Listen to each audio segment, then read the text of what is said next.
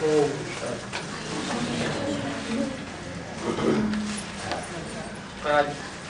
30 जुलाई संस्कृत प्रातः class record चला है।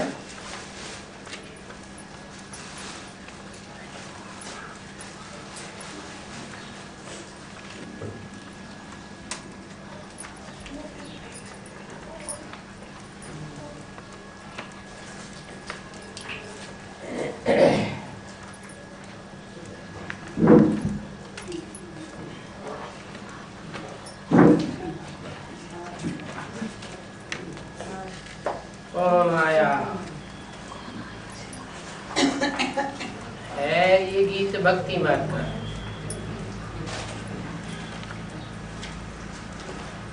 और भक्ति मार्ग का गीत भक्ति मार्ग में गाया भी जाता है।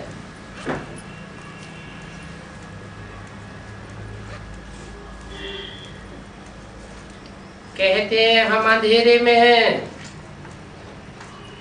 अभी ज्ञान का तीसरा नेत्र दो। और ज्ञान मांगते हैं ज्ञान सागर से।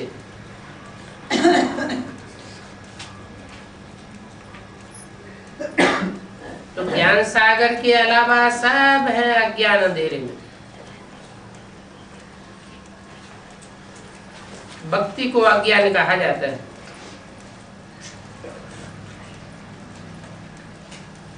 क्योंकि सब अंधेरे में है, और जो अंधेरे में है वो दूसरों को भी अंधेरे में लाने वाले हैं।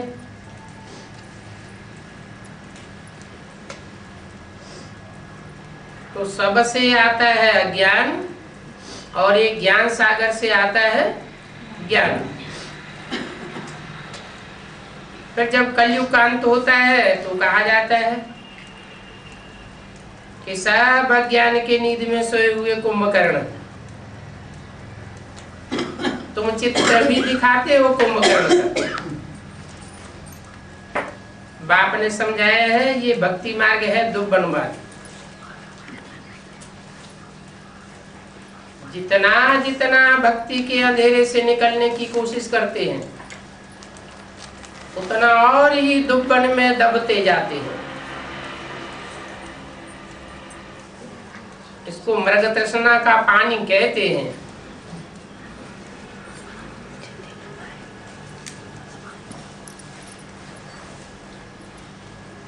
पानी तो होता नहीं है। मृग ऐसे समझता है कि पानी है आगे। सफेद जी में जमीन को देख करके जानवर इसको पानी समझ लेते हैं। अब है सारा अज्ञान का अज्ञान।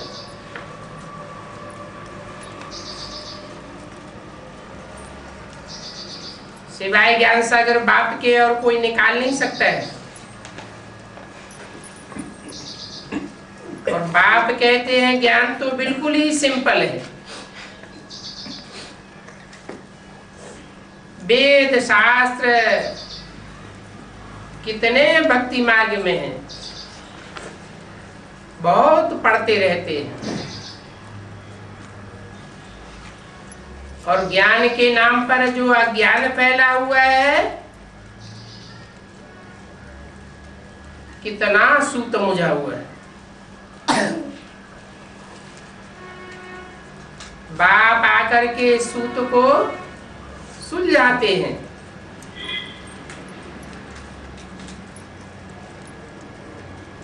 वो तो हठ योग करते रहते हैं। बाप कहते हैं भक्ति मार्ग के गुरु लोगों को छोड़ना ही पड़े, क्योंकि वो कभी भी राजयोग सिखला नहीं सकते। राजयोग का नाम है सहज राजयोग।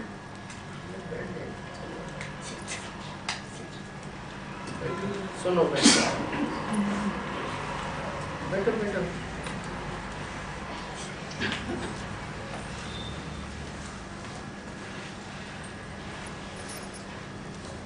इन गुरु लोगों को छोड़ना पड़े। क्यों छोड़ना पड़े? क्योंकि जब भगवान आते हैं ज्ञान सागर और ज्ञान देते हैं तो आंख खुल जाती है। इन गुरुओं के ज्ञान से हम फिर नीचे गिरेंगे। वो सहज राजयोग नहीं सिखलाते और ही कठिन कर देते हैं। राजा ही तो वाप ही देंगे। वो राजयोग सिखला न सके क्योंकि हैं हठ योगी।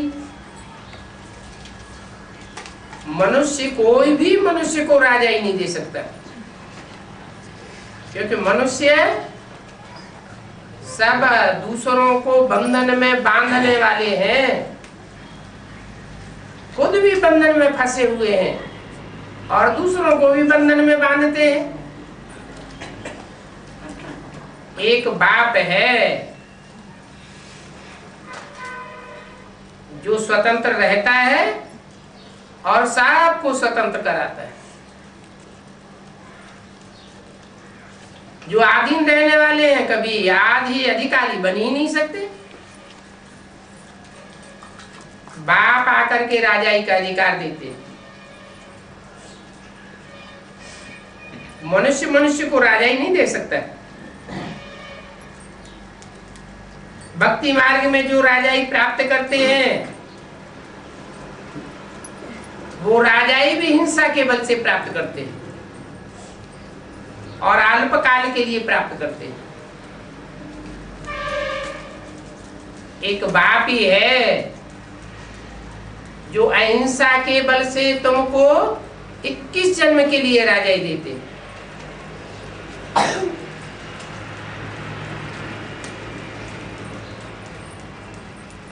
इस कलयुगी दुनिया की राजाई के लिए तो सन्यासी भी कहते हैं। कागविष्टा समान सुख है।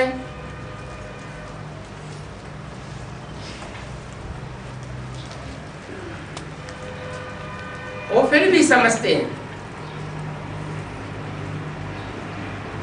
मनुष्यों को कागविष्टा सखाने में कितना सुख लगता है, इसलिए नाम ही रखा है कागविष्टा।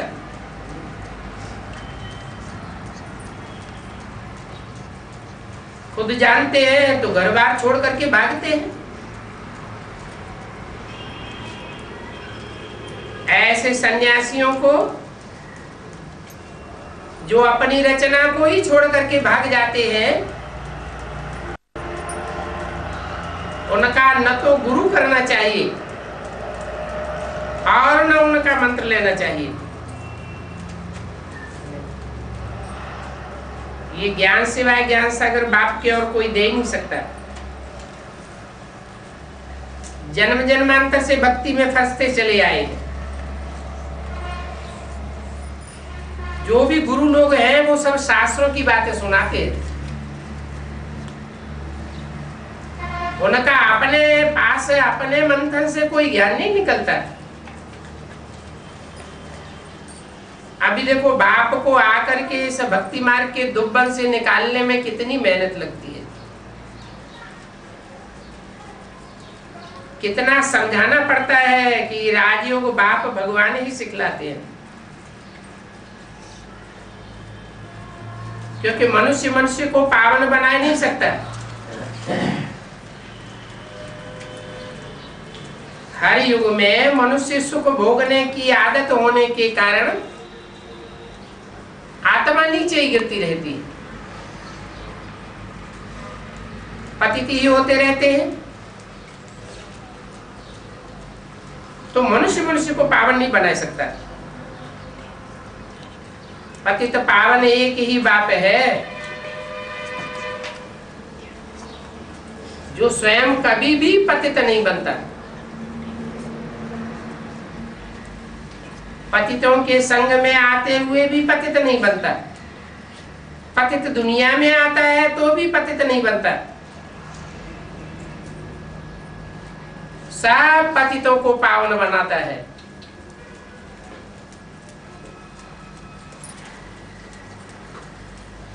भला मनुष्य भक्ति मार्ग में कितने फंसे हुए हैं। गंगा स्नान करने जाते हैं,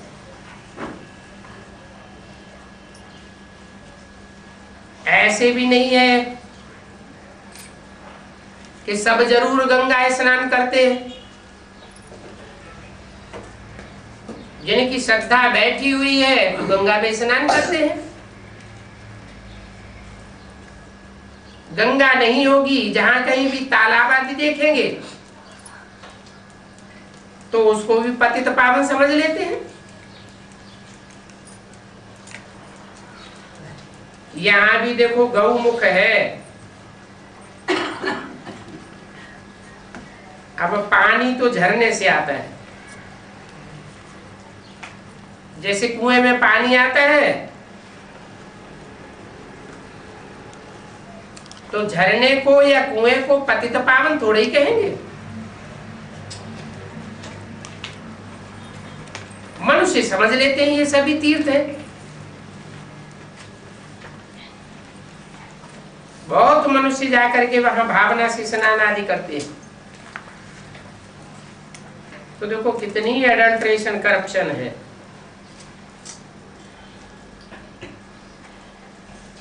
पानी आता कहां से है? पानी तो फिर भी सागर से आता है। एक ही ज्ञान सागर है। जिस पानी से, जिस ज्ञान से कुएं भी तैयार होते हैं पानी देने के लिए, झरने भी तैयार होते हैं, नदियां भी गिरती हैं, पोखरे भी बनते हैं, तालाब भी बनते हैं, सरोवर भी बनते हैं। फिर उनको ज्ञान देने वाला क्यों समझ लेते हैं? ज्ञान देने वाला तो एक ही ज्ञान सागर है।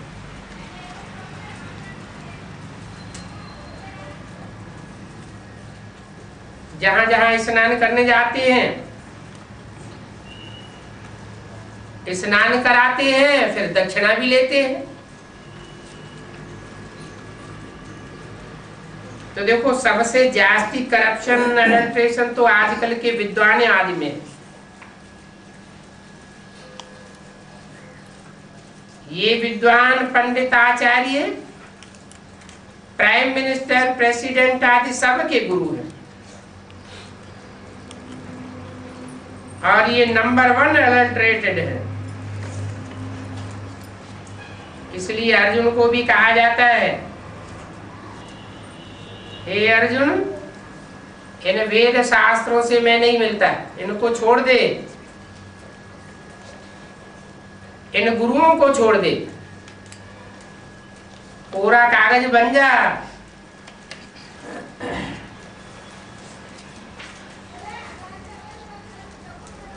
कि गुरुओं को छोड़ने की बात बाप के सिवाय और कोई कह ही नहीं सकता।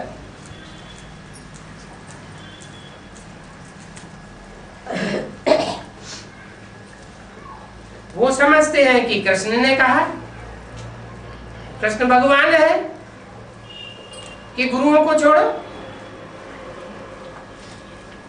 अरे ज्ञान का सागर सिर्फ परमपिता परमात्मा है। कृष्ण का नाम डालने से गीता झूठी हो जाती है। गीता को 100% झूठा कह सकते हैं।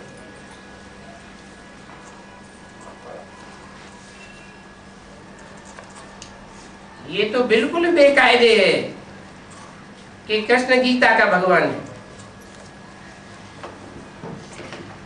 बाप की बायोग्राफी में, बाप की जीवन कहानी में बच्चे का नाम डाल दिया।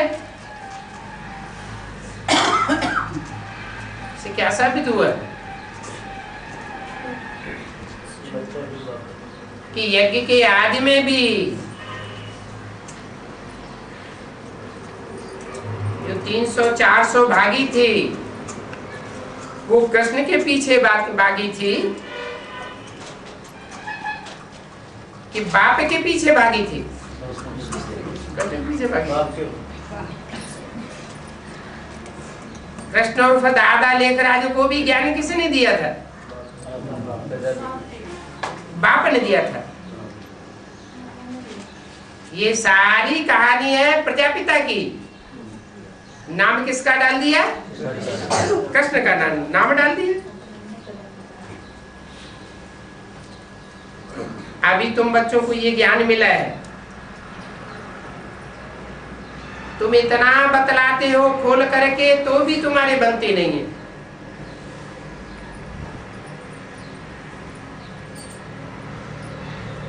भगवान का भी मानते नहीं है, क्योंकि इन्होंने तुमको दुर्गति में पहुंचाया है।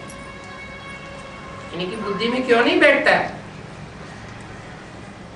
इनकी बुद्धि में इसलिए नहीं बैठता कि इन्होंने ही तुमको दुर्गति में पहुंचाया हुआ है, तो बुद्धि को ताला लगा हुआ है।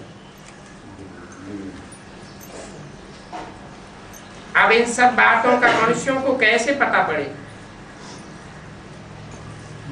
इसलिए बाबा कहते हैं ऐसे ऐसे पॉइंट्स लिख करके एरोप्लेन द्वारा पर्चे गिराओ।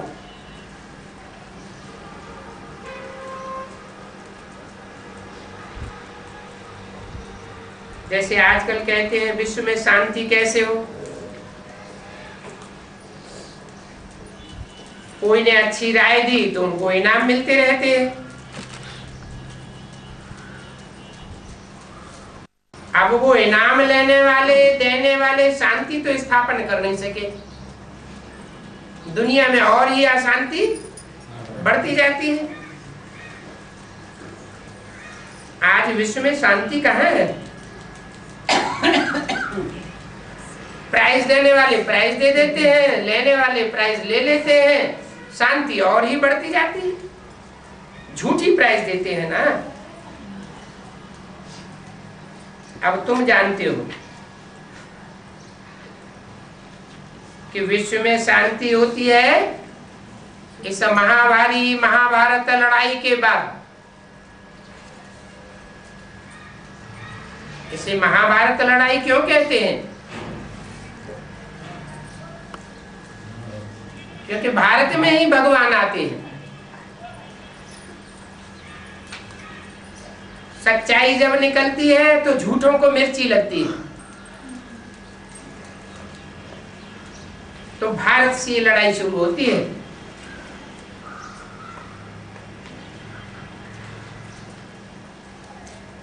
और ये लड़ाई तो कोई भी समय लग सकती है।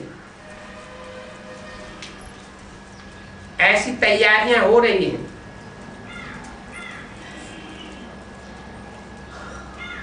क्या दे रही है?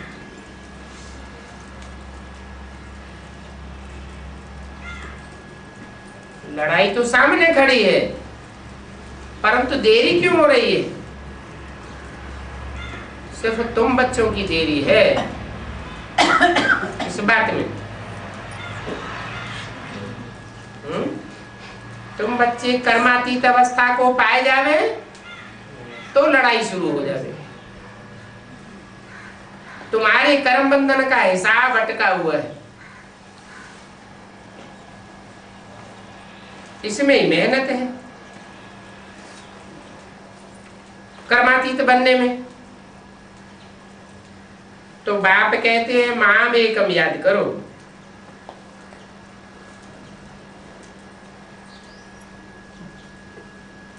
कैसे याद करेंगे माम एकम?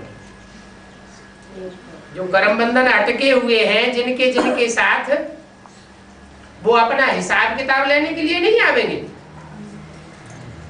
वो तो आवेंगे। तो कर्म बंधन जुटा हुआ है तब तो आवेंगे। तो बाप कहते हैं माम एकम याद करो।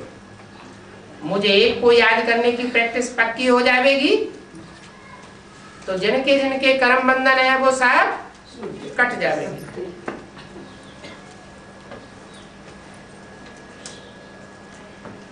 प्रैक्टिस करनी है गृहस्थ व्यवहार में रहते कमल फूल समान पवित्र बनने की।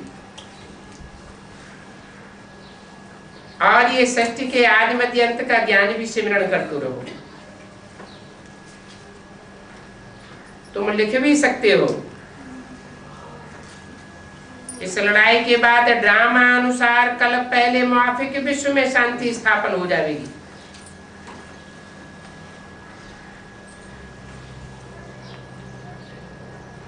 तुम्हारे लिखने से भी मनुष्य समझते नहीं है,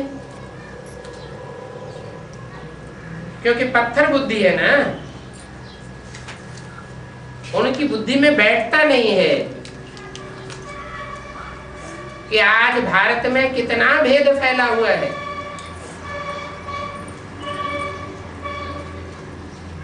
जितना भेद भारत में फैला हुआ है, मतांतर फैला हुआ है, इतना दुनिया के किसी भी देश में नहीं है। भाषाओं को लेकर के कितना झगड़ा है, छोटे से भारत देश में कितनी भाषाएं हैं, और भाषाओं को लेकर के एक दूसरे से कितना वैमनस्य। भाषाओं के आधार पर फिर स्टेट बटे हुए हैं। राज्यवाद को लेकर के कितने झगड़े हैं, अपने अपने छोटे छोटे स्टेट अलग करते जाते हैं। फिर कितनी पार्टियां हो गई है, और देशों में 2-3 पार्टियां होती हैं, इससे ज्यादा नहीं। और भारत में ढेर पार्टियां और ढेर मतांतर। जितना भारत में जातिवाद फैला हुआ है, इतना दुनिया के किसी भी देश में जातियां नहीं है, और उन जातियों को लेकर के आपस में कितना भेद। अपनी अपनी जाति के लिए मरते रहते हैं, लड़ाई लड़ते रहते हैं, एक दूसरे को नीचा दिखाते रहते हैं। इलेक्शन होते हैं तो भी जातिवाद के आधार पर। मुस्लिम कंट्रीज में तो इतनी जातिवाद नहीं फैला हुआ है, तो कितने मतांतर है। अंदर अंदर आग सुलग रही है।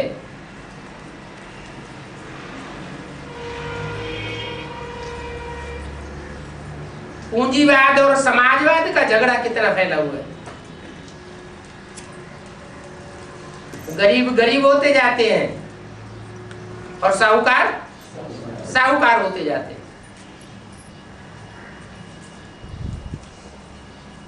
अंदर अंदर आग सुलग रही है, तो मनुष्य समझेंगे नहीं कि महाभारी महाभारत लड़ाई सामने खड़ी हुई है। पत्थर बुद्धि है ना, ये नहीं समझते विश्व में शांति तो सतयुग में ही होगी। यहाँ कलयुग का जब तक अंत न हो तब तक अशांति ही रहेगी। तुम्हारी बातों पर विश्वास नहीं करेंगे। जो विश्वास नहीं करेंगे उनको स्वर्ग में आना ही नहीं है। स्वर्ग में आना ही नहीं है तो वो श्रीमत पर चलेंगे भी नहीं। यहां भी बहुत है जो श्रीमत पर पवित्र नहीं रह सकते हैं। ऊंच ते ऊंच भगवान की मत तुमको मिलती है, कोई की चलन अच्छी नहीं होती है तो कहते हैं ना, ईश्वर तुमको सद्बुद्धि दे। जो लाइसेंस की वाणी का दूसरा पद, अभी तुमको ईश्वरीय मत पर चलना चाहिए। बाप कहते हैं तुमने विषय सागर में गोते खाए हैं।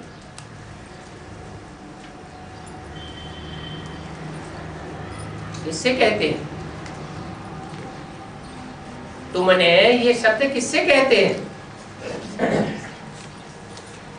जो भी बच्चे बाप के सन्मुख रहने वाले हैं उन बच्चों से कहते हैं तुमने जन्म जन्मांतर विषय सागर में गोते खाए। अभी बाप एक जन्म के लिए कहते हैं पवित्र बनो, बच्चों से ही बातें करते हैं। अपने बच्चों को ही बाप सुधारेंगे ना, पहले सारी दुनिया को कैसे सुधारेंगे? माना जो भारतवासी हैं वही बाप के बच्चे हैं, दूसरे बाप के बच्चे नहीं हैं।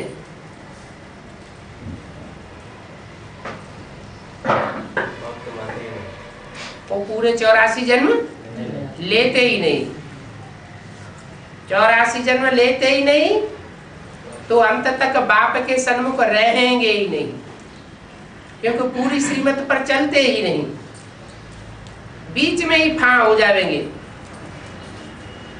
तो तुम बच्चे हो बाप के रूहानी बच्चे, जो रूह की स्टेज में स्थित हो जाते हो तो अंत तक तुम बाप से वर्षा लेते रहेंगे।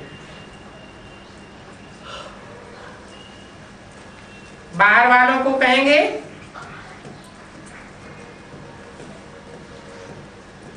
जो बाहर वाले होंगे उनको कहेंगे तुम किससे समझो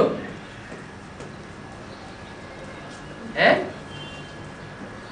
इन बच्चों से समझो, इन बच्चों से जिनके लिए गायन है 9 लाख सितारे आसमान में चमकते हैं। उन 9 लाख सितारों में भी 4.5 लाख वो हैं जो रात के अंधेरे में चमकते हैं, चंद्रमा की रोशनी के साथ साथ, और आधे ऐसे हैं जो दिन के सितारे हैं, ज्ञान सूर्य में अपने को मर्ज करके रहते हैं। उनकी रोशनी अलग से देखने में नहीं आती, लेकिन सितारे तो होते हैं।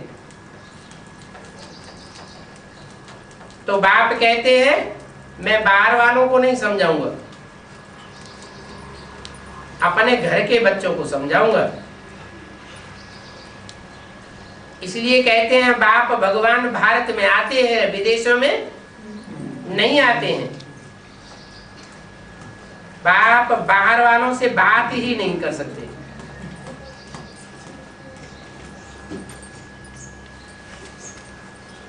बाप को बच्चे ही प्यारे लगते हैं,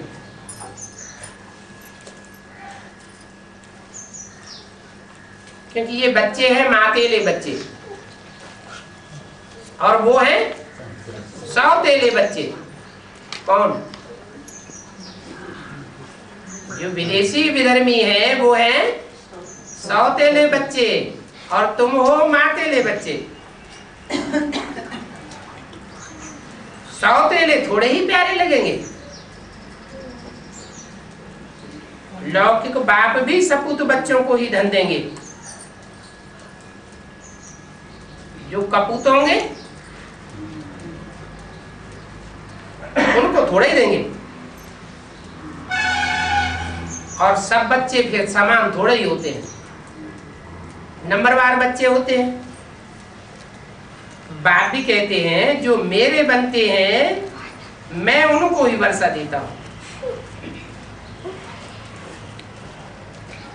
पूरे मेरे बनते नहीं है, औरों की मत पर चल पड़ते हैं तो उनको मैं पूरा वर्षा नहीं देता हूं। जो मेरे बनते नहीं है वो श्रीमत पर चल ही नहीं सकेंगे, वो भक्त है। कौन? जो एक की मत पर आदि से अंत तक चल नहीं सकते, औरों की मत पर चलने लग पड़ते हैं, वो भक्त है। तुम किसको कहते हो? ज्ञान एक बाप ही देते हैं तो भी बिगड़ पड़ते हैं। शंकराचार्य को भी बच्चों ने कहा ज्ञान सागर एक ही बाप है, और वह बाप कहते हैं ये शास्त्र आदि पढ़ने से कोई भी मेरे से मिल नहीं सकता। तो शंकराचार्य ने झट कहा ये झूठी बात है, इन शास्त्रों के बगैर तो हम रह ही नहीं सकते। भगवान भी उतर आए तो हम शास्त्रों को नहीं छोड़ेंगे।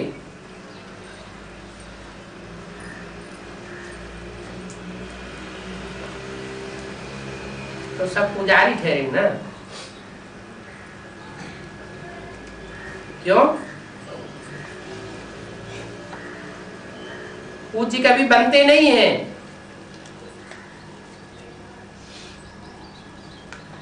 तुम पूज्य बनते हो तो फिर तुम पुजारी भी बनते हो। वो पूज्य देवता बनते ही नहीं, सदा पुजारी की पुजारी। इनको फिर पूज्य कैसे कह सकते? इनके चरणों पर कैसे पड़ सकते? तुम उनको नमस्ते करेंगे तो रिटर्न में वो तुमको नमस्ते भी नहीं करेंगे। क्यों? क्योंकि वो अपन को पवित्र समझते हैं और तुमको अपवित्र गृहस्थी टट्टू समझते हैं। अपन को बहुत ऊंचा समझेंगे, अपना घमंड बहुत रहता है, तो सोचते हैं कि हम इनको नमस्ते कैसे करें। बाबा के बहुत देखे हुए, कोई बड़ा सन्यासी आता है तो बहुत उन्हों के फॉलोअर्स होते हैं।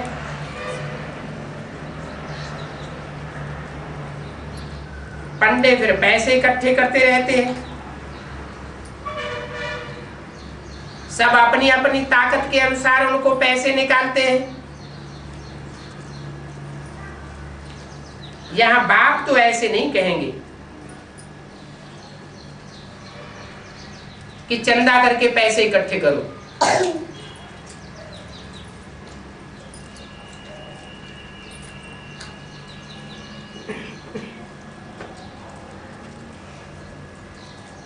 नहीं, ये तो जो बीज बोएगा उसका 21 जन्म के लिए खुद ही बनेगा। बाप को किसी को स्पेशल कहने की दरकार नहीं है।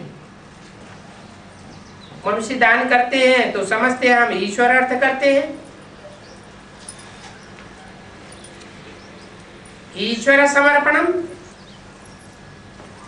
वह तो कहेंगे कृष्ण समर्पणम, बस। तो कृष्ण का नाम क्यों लेते हैं? क्योंकि समझते हैं कि कृष्ण गीता का भगवान है। श्री राम समर्पणम भी नहीं कहेंगे,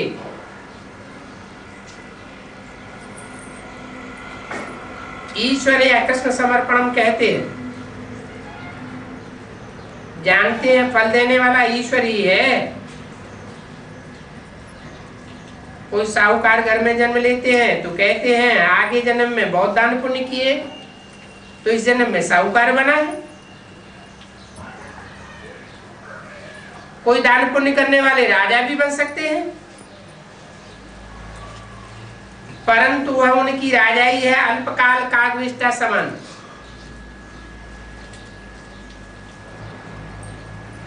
सन्यासियों ने तो राजाओं को भी सन्यास कराया है। उन राजाओं को भी वो सन्यासी सिखाते हैं कि स्त्री सर्पिणी है। अगर स्त्री सर्पिणी है तो खुद क्या है? खुद भी तो सर्प हुए ना।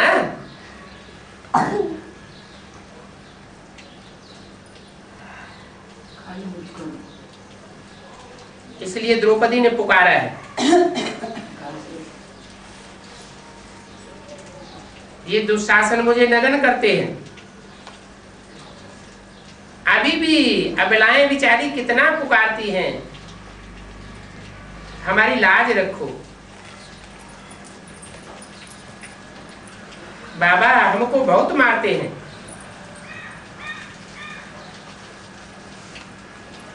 कोई कहते हैं, धमकाते हैं कि बिख नहीं दोगी तो हम खून करता हूं, छुरा मारता हूं। कोई कोई तो नंगा करके बाहर भी निकाल देते हैं।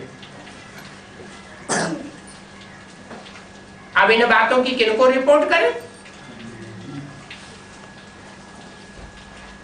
जिनको जाकर रिपोर्ट करें वो भी दुशासन।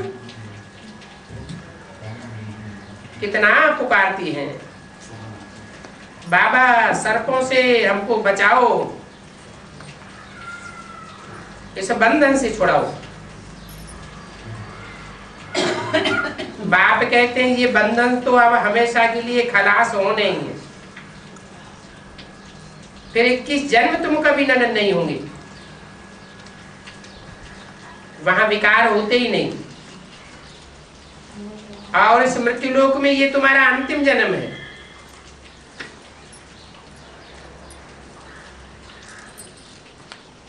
ये है विशेष वर्ल्ड।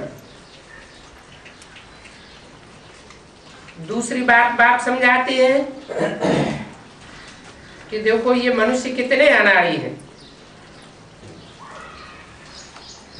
जब कोई मरता है तो कहते हैं स्वर्ग पधारा।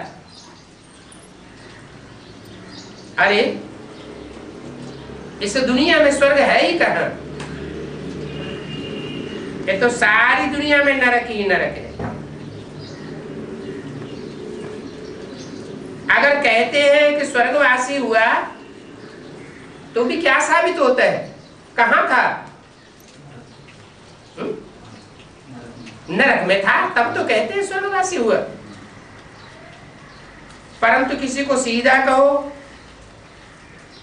कि तुम्हारा बाप नरकवासी हो गया या तुम नरक में रहते हो, तो क्रोध में आए बिगड़ पड़ेंगे। तो ऐसे ऐसे तुमको लिखना चाहिए कि फलाना स्वर्गवासी हुआ तो इसका मतलब तुम नरकवासी हो ना। अभी हम तुमको ऐसी युक्ति बताते हैं जो तुम सच सच में स्वर्ग में जाओगे। तुम तो कहते रहते हो झूठ कि स्वर्गवासी हुआ, परंतु स्वर्गवासी तो कोई होता नहीं, इसी नरक में जन्म लेते रहते। परंतु अभी हमें बाप से ऐसी युक्ति मिली है कि हम सच्चे सच्चे स्वर्ग में जा रहे हैं, तुमको भी रास्ता बताते हैं। अभी ये पुरानी दुनिया खत्म होनी, इस पुरानी दुनिया को खलास करने के लिए बारूद तैयार हो गया है। तुमको मानना ही पड़ेगा कि अभी ये दुनिया खलास होने वाली है। अखबार में निकालो,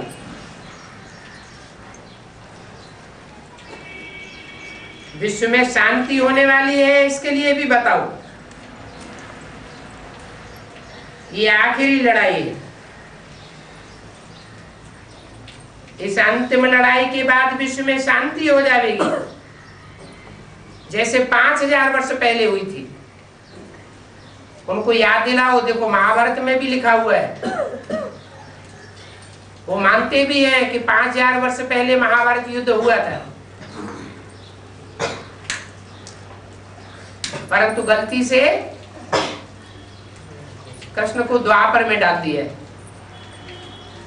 तो समझते हैं द्वापर में महाभारत युद्ध हुआ था। वास्तव में ये महाभारत, ये रामायण और जो भी वेद शास्त्र आदि हैं वो सब इस समय की यादगार। द्वापर के अंत में महाभारत युद्ध नहीं हुआ था, और न भगवान ने द्वापर के अंत में आकर के कलयुगी पापी युग की स्थापना की थी। भगवान तो आते ही हैं कलयुग के अंत में, घोर पापी युग के अंत में, और पुण्य आत्माओं की दुनिया बनाते हैं, सचखंड की स्थापना करते हैं, झूठ खंड का विनाश करते हैं।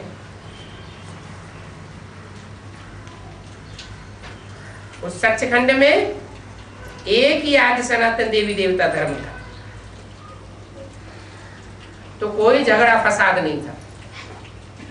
आज की दुनिया में अनेक धर्म हैं, अनेक राज्य हैं, अनेक मत हैं, तो देखो कितना लड़ाई झगड़ा मारा मारी फैला पड़ा है। और शास्त्रवादी लोग तो कह देते हैं कि वहां सतयुग में भी कंसी जरासंधी आदि असुर थे, हिरण्यकश्यप था, रावण था। अब इन शास्त्रों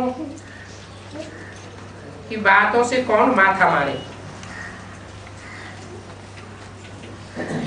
ज्ञान की बातों में और भक्ति की बातों में रात दिन का फर्क है।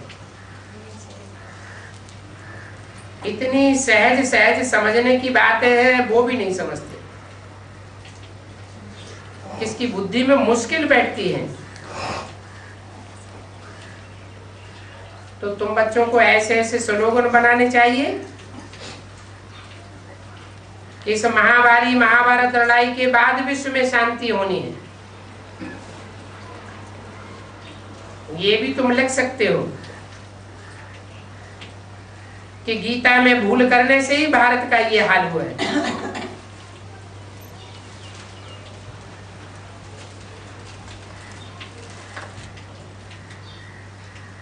इसका मतलब गीता में भूल बाद में हुई या पहले से थी? पहले गीता निराकारवादी रचना थी।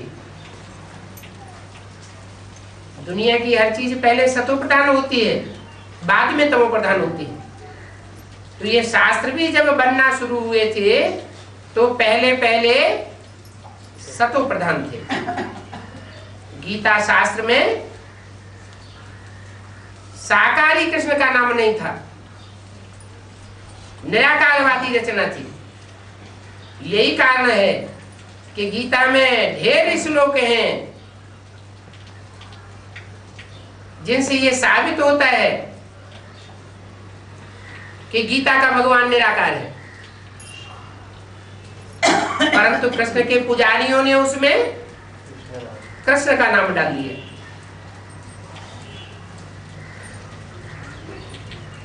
तो गीता में ये भूल करने से भारत का ये हाल हो गया। पूरे 84 जन्म लेने वाला श्री कृष्ण उनको भगवान बनाए, गीता में नाम डाल दिया। नारायण का भी नाम नहीं डाला है। किसका नाम डाल दिया? कृष्ण का नाम डाल दिया। ऐसे तो कीर्तन में गाते रहते हैं, हे कृष्ण नारायण वासुदेव। इससे साबित होता है कि जो नारायण है वही कृष्ण था, वही वासुदेव था।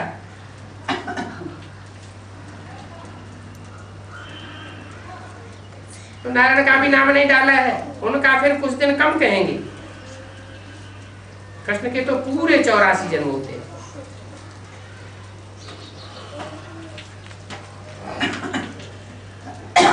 जुलाई 67 की वाणी का तीसरा पेज। अभी तुम जानते हो शिव बाबा आते हैं बच्चों को हीरे जैसा बनाने।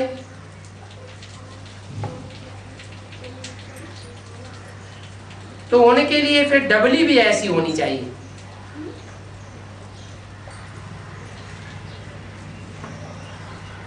इनमें बाप ने प्रवेश किया आकर के,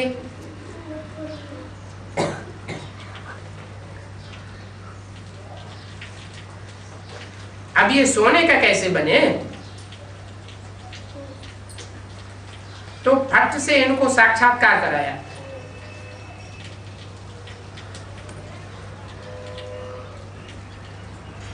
समझाया तुम तो विश्व के मालिक बनते हो, अभी माम एकम याद करो।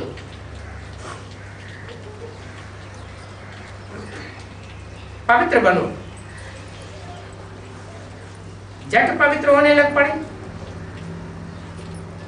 पवित्र बनने बगैर तो ज्ञान की धारणा हो ही नहीं सकती।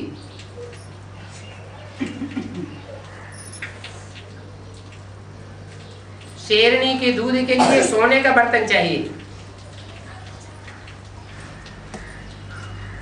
और यह ज्ञान तो है परमपिता परमात्मा का।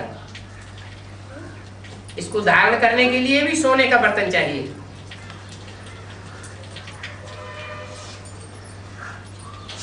कानों से औरों की अपवित्र बातें सुनते रहेंगे, दुष्ट मत सुनते रहेंगे, तो कान सोने के बनेंगे क्या? एक बाप के सिवाय और कोई की बातें नहीं सुननी चाहिए। एक से आता है ज्ञान और बाकी सबसे आता है अज्ञान। एक की मत से सदगति और अनेकों की मत से दुर्गति।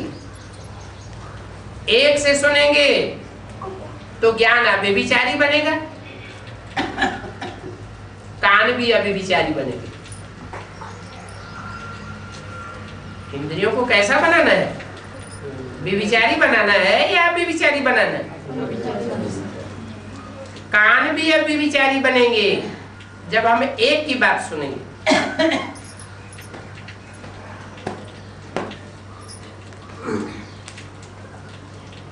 पवित्रता चाहिए तब धारणा हो। पवित्रता की प्रतिज्ञा करके फिर गिर पड़ते हैं तो योग की यात्रा ही खत्म हो जाती है, ज्ञान भी खत्म हो जाता है। फिर किसी को कह नहीं सकते भगवानवाच काम महाशत्रु है। अगर कोई को कहेंगे भी तो उनको तीर ही नहीं लगेगा, क्योंकि खुद में धारणा नहीं है तो दूसरों को धारणा कैसे करावेंगे? वो फिर कुकड़ ज्ञानी हो पड़ते हैं। कुकड़ ज्ञानी, कुकड़ किसको कहा जाता है? मुर्गा को। मुर्गा क्या करता है? सवेरे को सबको जगा देता है और खुद सो जाता है। तो ऐसे जो कुकड़ ज्ञानी है दूसरों को ज्ञान सुनाते रहेंगे और खुद अज्ञानी दुनिया में चलते रहेंगे। इस ज्ञान में तो देह अभिमान की जरा भी शैतानी नहीं होनी चाहिए, कोई भी विकार न हो। रोज अपना पोता मिल रखो। ऐसे कोई भी मत समझे कि हम 16 कला संपूर्ण बन चुके हैं। कोई तो 4 कला भी नहीं बने। आत्मा में चौथाई हिस्सा रोशनी भी नहीं आई है, एक कला भी नहीं है, और ही बिल्कुल कलाएं खत्म हो गई है। कलाएं खत्म हो जाती है तो पाप ही पाप करते रहते हैं, पुण्य का नाम निशान नहीं। माया बड़ी तीखी है। जैसे बाप सर्वशक्तिवान है वैसे माया भी सर्वशक्तिवान है। क्यों? बाप का राज्य आधा कल्प चलता है तो माया का राज्य भी आधा कल्प चलता है। इन माया रावण पर जीत बाप के बिगर और कोई पहना ही नहीं सकता।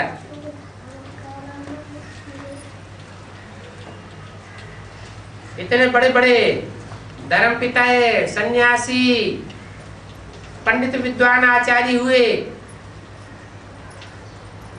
सब माया के गर्त में गोते खाते खाते चले गए।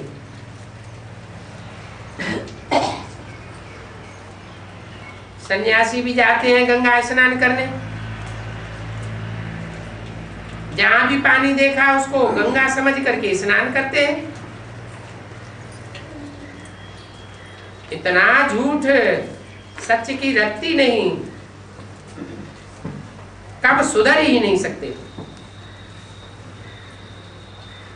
ड्रामा अनुसार ये रावण राज्य भी होना ही है। ये सारा ड्रामा ही भारत की हार और जीत पर बना हुआ है।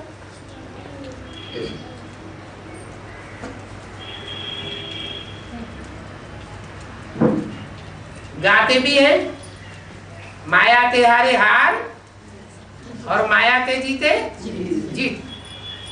फिर कहते हैं मन के जीते जीत, मन के हारे हार। तो माया रावण कौन हुआ?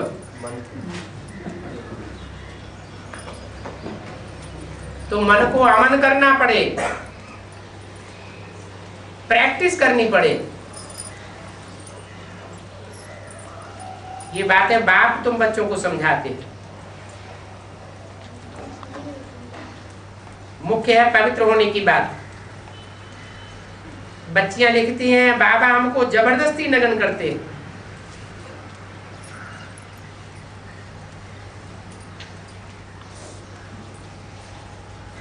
खुद कुछ नहीं करते, मस्तियां मारते रहते, दोस्तों को ले आवेंगे, बाप को ले आवेंगे,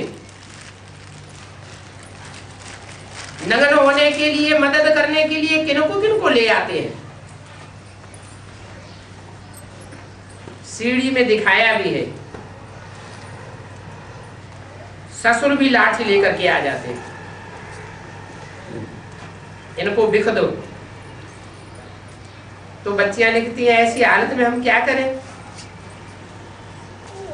बाबा कहते हैं जबरदस्ती करते हैं।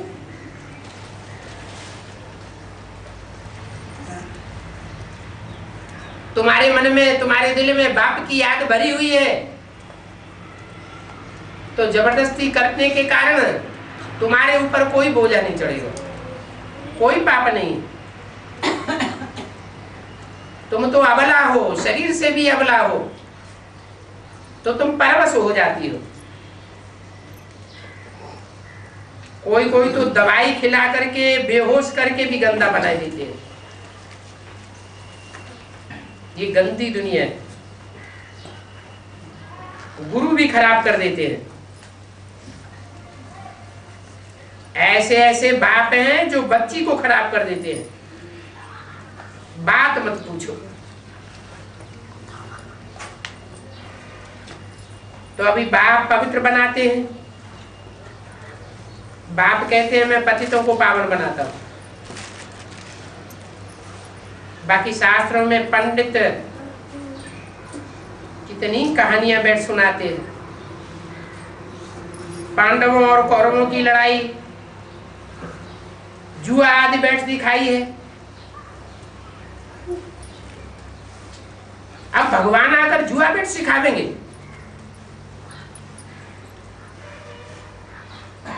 फिर शास्त्रों की बात मुरली में बोलते क्यों है? अगर झूठी बात है तो मुरली में शास्त्रों की ये बात जुए की क्यों उठाई है? उसमें कुछ सच्चाई है तभी तो उठाई। जो भी ज्ञान में चलने वाले हैं उनसे कहते हैं कि सब कुछ मेरे को अर्पण करो। माने तन, धन, धाम, स्वर्ग, परिवार, बीवी, बाल बच्चे सब ईश्वरीय सेवा में लगा दो।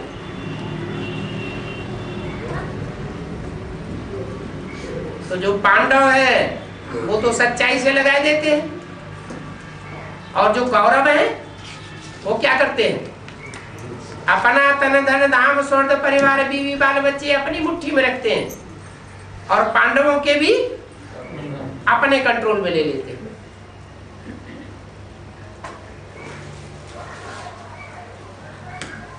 अब शास्त्रों में तो स्थूल बातें बैठ दिखाई है। उनका असली अर्थ है वो तो बाप बैठ समझाते हैं। भगवान फिर जुआ खिलावे, ये हो कैसे सकता है?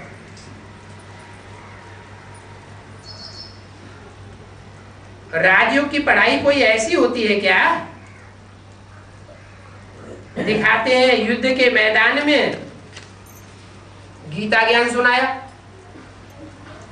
अब दो सेनाएं आपस में आमने सामने खड़ी हुई हो लड़ाई लड़ने के लिए, फिर कोई गीता पाठशाला खोल बैठेगा क्या? 100% झूठ बात है।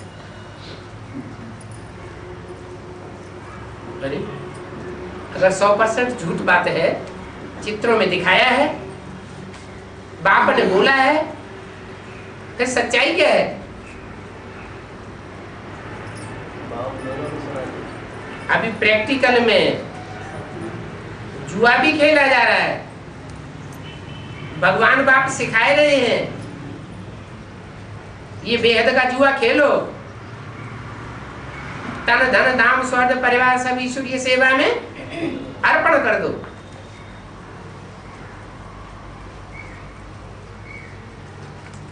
लड़ाई भी सामने खड़ी हुई, ऐसे नहीं ये कौरव और पांडवों की लड़ाई खत्म हो जाएगी, शांत हो जाएगी, नहीं, ये लड़ाई तो विस्फोटक रूप धारण करेगी, सारी दुनिया में फैल जाएगी, बड़ा भारी रिवॉल्यूशन हो जाएगा।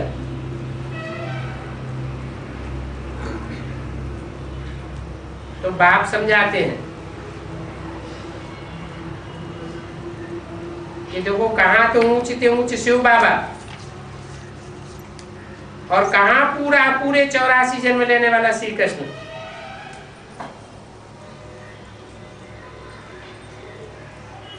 जिसके बहुत जन्मों के अंत में फिर बाप आए प्रवेश करते हैं। कितनी क्लियर बातें हैं, परंतु पत्थर बुद्धि बड़ी मुश्किल से समझते हैं। समझने वाले झट समझ जाते हैं और बाप से वर्षा लेने की कोशिश करते हैं। गृहस्थ व्यवहार में रहते पवित्र भी बनना है।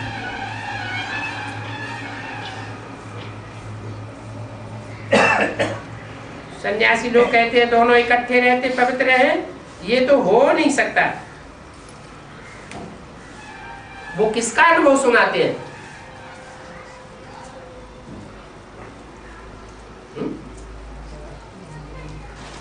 वो अपने घरगृहस्थ जीवन का अनुभव सुनाते हैं, क्योंकि शास्त्रों की झूठी पढ़ाई पढ़ी है। तो झूठी पढ़ाई पढ़ करके घरगृहस्थ में रह करके पवित्र बने, ये हो ही नहीं सकता। बाप आकर के सच्ची पढ़ाई पढ़ाते हैं, सच्चा राजयोग सिखाते हैं। इस राजयोग से तुम्हारी कर्मेंद्रियां शीतल हो जाती है।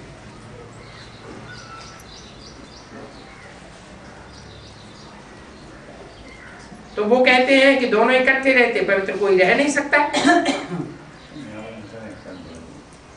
अरे तुमको कोई प्रॉपर्टी नहीं है तो तुम कैसे रह सकेंगे? हा? उन सन्यासियों के सामने कोई लक्ष्य है क्या? लक्ष्य ही नहीं। हमारे सामने तो प्रॉपर्टी पड़ी हुई है, विश्व की बादशाही की। हमें तो बाप एक हाथ में विश्व की बादशाही देते हैं और दूसरे हाथ से कहते हैं अपने विकार हमको दे दो। तो कितनी बड़ी प्राप्ति तुम्हारे सामने है। इसलिए तुम घरगृहस्थ में रहते विकारों पर जीत पाते हो। तो यहाँ देखो बहुत भारी प्रॉपर्टी है। जानते हो पवित्र बनने से विश्व की बादशाही मिलती है। कितनी आमदनी है, और ये आमदनी करने का रास्ता भी बाप ने कितना सहज बताया। देखा बाप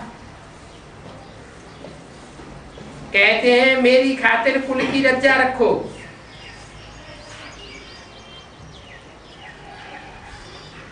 दाढ़ी तो उनको है ना, दाढ़ी की लाज रखो। तो शिव बाबा कहते हैं इनकी दाढ़ी की लाज रखो। ये एक अंतिम जन्म पवित्र बनो तो तुम स्वर्ग के मालिक बन जाओगे। अपने लिए ही मेहनत करनी है। जो अपने लिए मेहनत करेंगे, तन धन धाम स्वर्ग की परिवार की बाजी लगावेंगे, वो स्वर्ग में जावेंगे। जो नहीं लगावेंगे वो दूसरे तो कोई स्वर्ग में जा न सके। तो तुम ब्राह्मण ही आए बाप से नालिज लेते हो।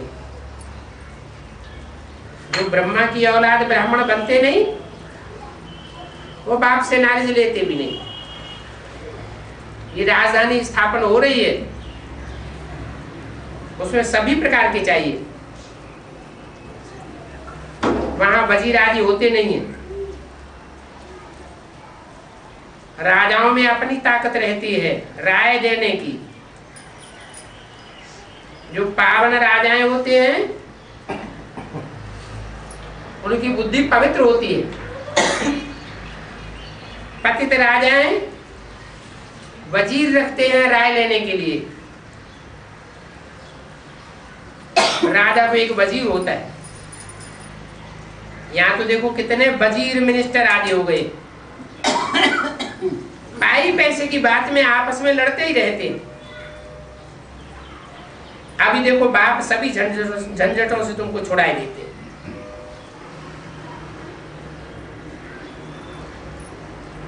तीन 3000 वर्ष तक फिर कोई लड़ाई नहीं लगेगी। 3000 वर्ष तक कि 2500 वर्ष तक